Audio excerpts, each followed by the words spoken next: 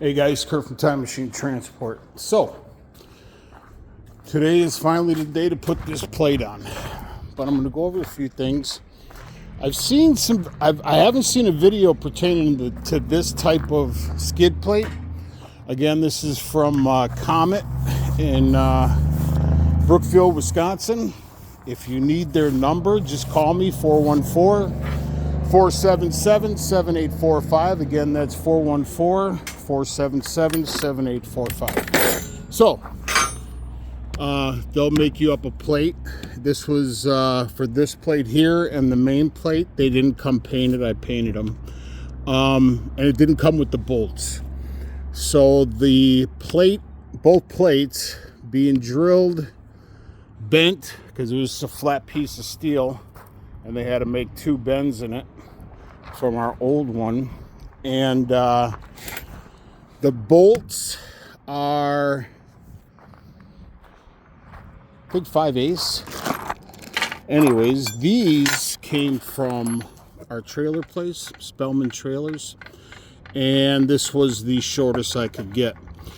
And so with these bolts, I think I got like 24, 26, something like that, and like 26 nuts was like $80 some. So that's not bad. Now, you guys have seen my videos as far as getting the plate off and removing the bolts.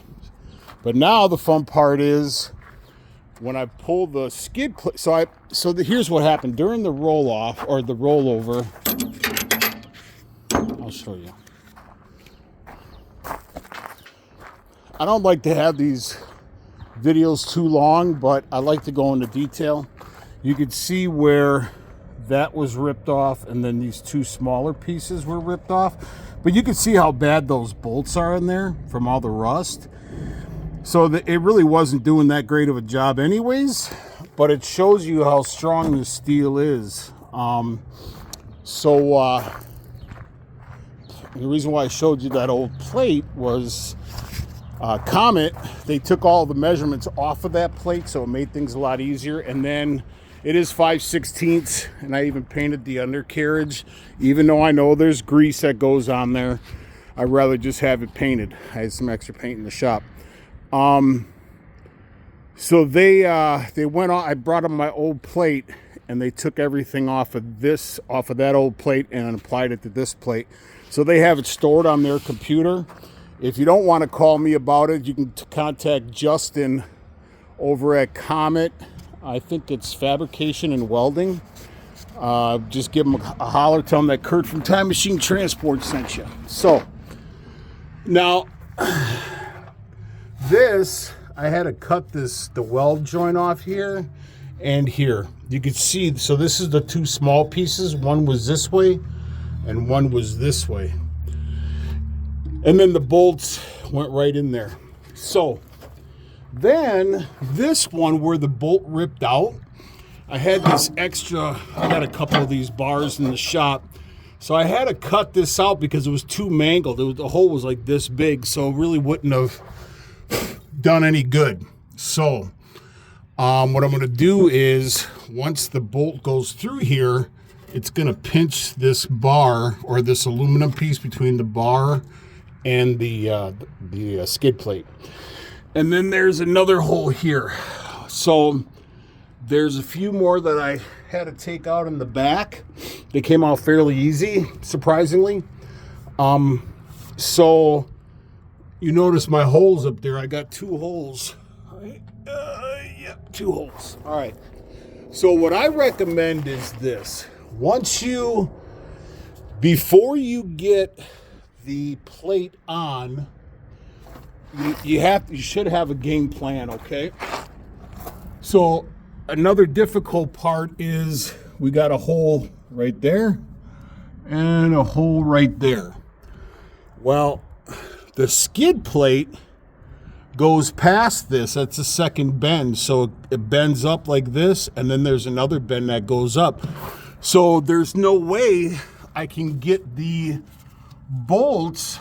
I mean, I can get the bolts in, but not the nuts. So the difficult part about this You could still do it on your own if you have a little bit of a game plan. So I've been thinking about this for the last few days while I've been prepping everything. So I wanted to make sure that all my electrical worked. Now, I'd already rewired this trailer and everything, but I had a pinch wire somewhere. And then I would recommend you guys do brand new hose air fittings. And I'll show you the reason why. I think it's in here. Sorry. Excuse me.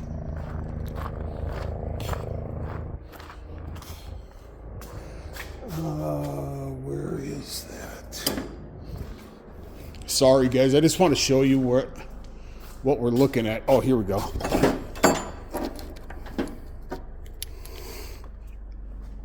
So this was one of the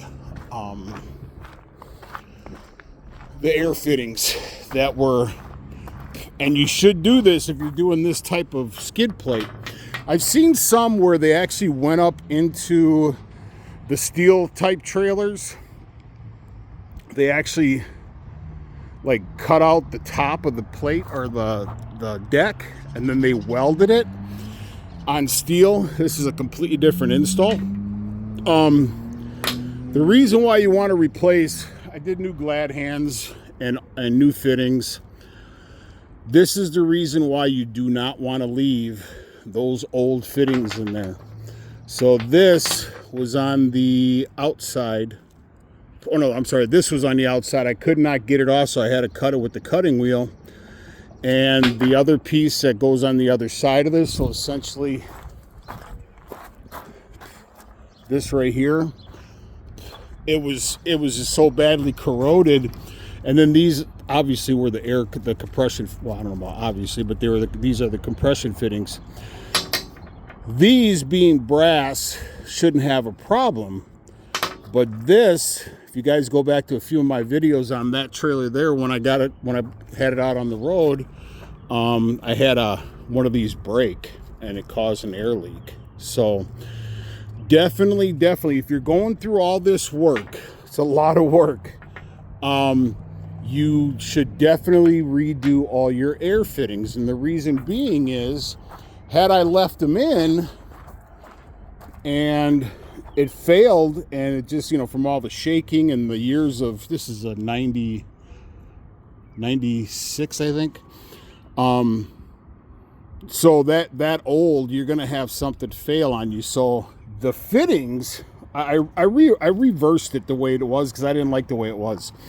But the fittings, if it breaks underneath here, you're going to have a serious problem because you're going to have to drop the entire plate, because this is the flat part underneath the deck or underneath the beams. This is where it goes up, and then this is the 45 that sticks out a little bit, essentially like this.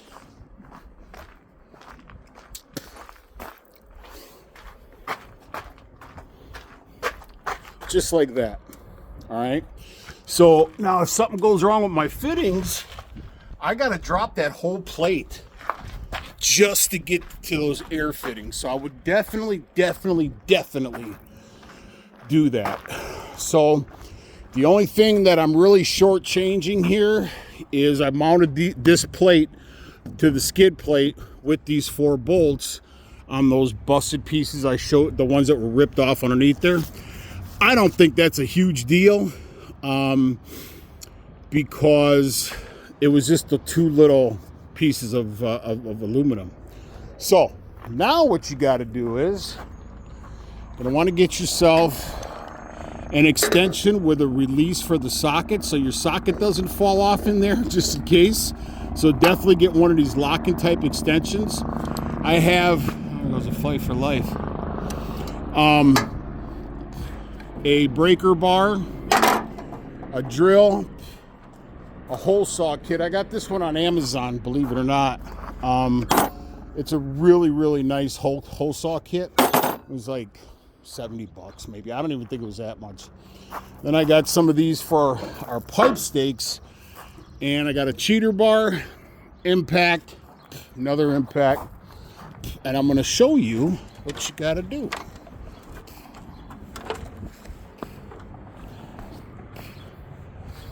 see, I drilled 2 holes. I mean, you can take off this entire board all the way down and then have to re-drill and because these little screw bolts are rusted in there. So you can either do it that way, or you can cut here and then just take off these and pry the whole piece out if you want. I didn't want to do that. I just didn't want to get into that whole can of worms. I had replaced these boards years and years and years ago when we first got this trailer. So what I did was, you could do one of 2 ways. You can go down, see that hole right there? That's where I have the plate that's mounted, where I had to cut it out. And then there's the other one. What you're going to want to do is get a hole saw that's a little bit bigger than your socket. All right. Now, once I pull the plate up, I'll go up underneath. I'll come up here. I'll make sure that I can see daylight down there. Once the plate goes on, then I can run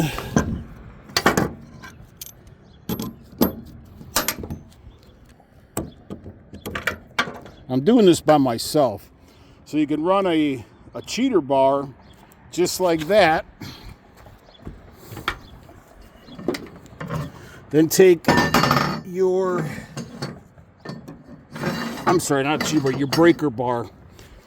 Take your breaker bar just like that, and your cheating, your leverage pipe.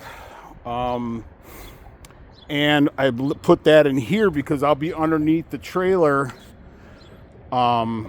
tightening the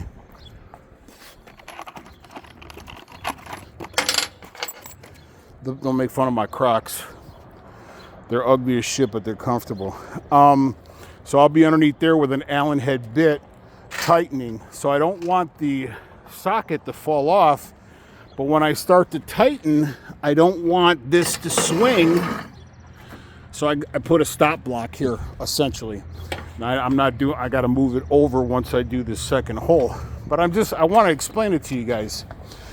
All right, so, and that's exactly why you want a fitting. These are all snap-ons, so I don't want to lose that shit.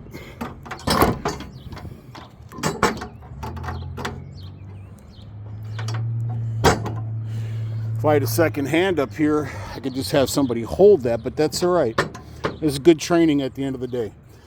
And so I'm gonna put you on pause. I'm gonna pull the skid plate up underneath here, and then we're gonna go from there. I forgot to mention one thing. So when you do your air fittings, if you're gonna do them, you're gonna want to make sure, because this line was just enough. There was no slack in here, so I had to add a couple pieces of air line. Now, you never want to do a quick connect, really any kind of connect, from the connection of the glad hand. Just fucking rack my damn head. From this point, getting a call right now, sorry. From this point all the way to, because this is all obviously where the skid plate's going on, all the way to that last hole. So you don't ever want to put a fitting in here that you can't get to. So I went further back and added on, and I pulled my truck up, made sure I had no air leaks. You definitely want to do that. If you don't back your truck up and test your air lines and then you have an air leak after all this, now you got to pull everything down. So I just wanted to show you that. All right, guys, I'm fortunate that I have the best brothers in the world, and this is a Stevie K special. What's up, brother? Love you. Anyways, this plate I also forgot to mention.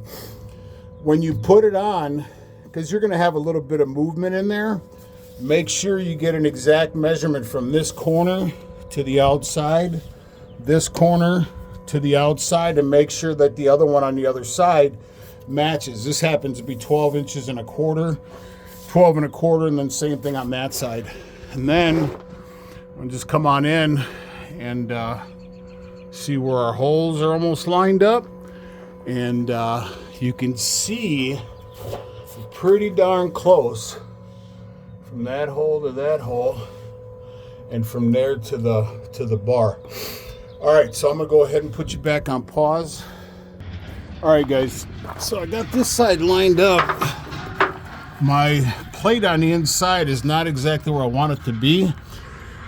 This side is lined up pretty good, so just stick a couple, you don't have to put them all in, just a couple bolts, and we can maneuver it from there. Got a little bit of movement here, and maybe there. By putting those couple bolts in there, she won't slide to the other side. Did I just make a rhyme? If you look on this side, pretty far off. So I'm gonna have to put you guys on pause, and it's gonna take a little bit of finessing, I think. All right, guys, so I was able to, if you don't, you should, in your arsenal of tools or your library of tools, should have a BFH. Those aren't that expensive. So if you don't know what a BFH is, big fucking hammer. So let's say we got the other side all, excuse me. Looks like we're pretty lined up, which is good. We got a couple off holes, but I'm going to go ahead and start setting these bolts, and then we'll go from there. All right, guys. Having a little bit of trouble on a couple other bolt holes. So for the most part, I have them in. My bolts going for those two going up through the top of the deck are too short, so I have to get some longer ones, but still having a few little issues there. I mean, they're just off a little bit. They're not much, so I'm going to go ahead and drop the forks, maybe by getting the pressure off of the plate. Maybe that might actually line them up. All right, guys, and then for these 4 bolts, we got one, this outer one and this outer one. Not a big deal because we can access it from this side. The 2 problem children are that one and that one. So taking off your plug, you can actually reach the hole. So yeah, so I'm gonna go ahead and put these like 2 bolts in, and I don't think they're gonna be shorter or longer. So I'm gonna put you on pause. All right, guys, so I'm all flush down there, but the bend was a little less than what it should have been, but that's all right. I was able to bring it closer. If you guys need that extra little oomph on it, so I was able to close this one up, but she's tight now, but before she wasn't. There was a gap probably about that big. Not a big deal. I'd rather have it less than more. That's not what she said or he said. So I'm gonna finish tightening down this one and put you on pause. All right, just take an impact and a wrench, and you can close up any gap pretty much. So all right, now I'm gonna go ahead and I'm gonna remove the forklift. I pushed it up as far as I could. I was lifting the trailer right off the pads. All right, so I'm gonna put you on pause. All right, now with that in mind, I should be able to reach in there, feed my other bolt up through the 2 holes. Stick my arm inside here to hold them down. All right, just so you guys can see the setup, I got my opening in there, and then just tightening it from the bottom. All right, now that I got these 2 tightened up, I'm gonna go around, I'm gonna tighten all these. I'm gonna leave these 2 for last. What I'll do is I'll take one off, and then I'll run the bolt up, do this side, and then I'll do that side. I had a little bit of a problem. My holes over there on the top, they're really not lining up with the bottom ones. And I think it might have been because of the bend was off. So I'm hoping by bringing that up nice and flush that it'll line my holes on those 2 right there. If it doesn't, then I'm going to have to do exactly what I didn't want to do, and that was take this board off just up to that second hole, but we'll see.